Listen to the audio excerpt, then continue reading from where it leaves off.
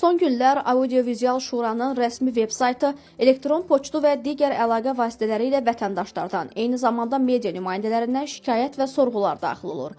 Bu barədə Audiovizual Şura məlumat yayıb. Bildirilib ki, həmin müraciətlərin mövzusu bir sıra televiziya proqramları, tarixin bir günü, İlgizlə izlə və s. onların aparıcıları və ora dəvət olunan qonaqların tənqid olunması ilə bağlıdır. Bəzi müraciətlərdə həmin televiziya proqramlarının və ümumən kanalların bağlanması tələb olunur. Məlum olduğu kimi, Audiovizual Şura audiovizual media sahəsində tənzimləməni həyata keçirən dövlət orqanıdır. Audiovizual Şuranın fəaliyyəti və ümumiyyətlə audiovizual media sahəsinin tənzimlənməsi media haqqında Azərbaycan Respublikası qanunu və digər müvafiq qanunlar əsasında aparılır. Media haqqında qanunun 5.4-cü maddəsində təsbit olunmuşdur ki, media sahəsində fəaliyyət, yaradıcılıq və redaksiya müstəqilliyi əsasında həyata keçirilir. Qeyd olunanlara əsasən bildiririk ki, hər hansı bir proqramın fəaliyyətə başlaması və ya bağlanması, ha belə hər hansı bir aparıcının və ya redaksiya əməkdaşının işə götürülməsi və ya işdən çıxarılması, dəvət olunan qonaqların, müzakirə olunan mövzuların müəyyən edilməsi sırf redaksiya siyasəti çərçivəsində daxil olub, Audiovizual Şuranın səlahiyyətlərinə aid deyildi. Audiovizual Şura hər hansı bir kanala qarşı sanksiya və ya inzibati tənbeh tədbiri tətbiq edərkən media haqqında qanuna və bu sahəni tənzimləyən digər qurumlara əsaslanaraq qərar qəbul edir.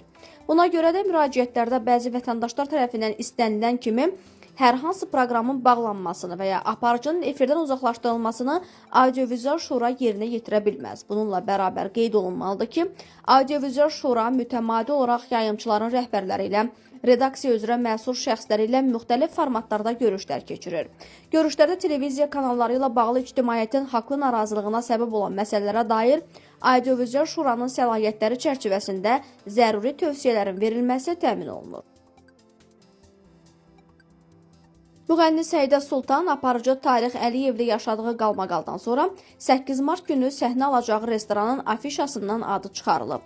Mövzu ilə bağlı AzXəbər.com-a açıqlama verən müğənni Səidə Sultan məsələnin düşünülən kimi olmadığını deyib. Müğənni bildirib ki, o sözü gedən məkanda səhnəyə çıxmaqdan özü imtina edib. Mən sosial şəbəkə hesabımda video yayımlayaraq o məkana bildirmişdim ki, Vəfa ilə eyni məkanda səhnə almayacam, ya onu ya da məni seçməlisiniz. Və sonda bildirmişdim ki, məkanın seçimi başqaları olarsa, demək o məkan da bayağılığa üstünlük verənlərdən biridir.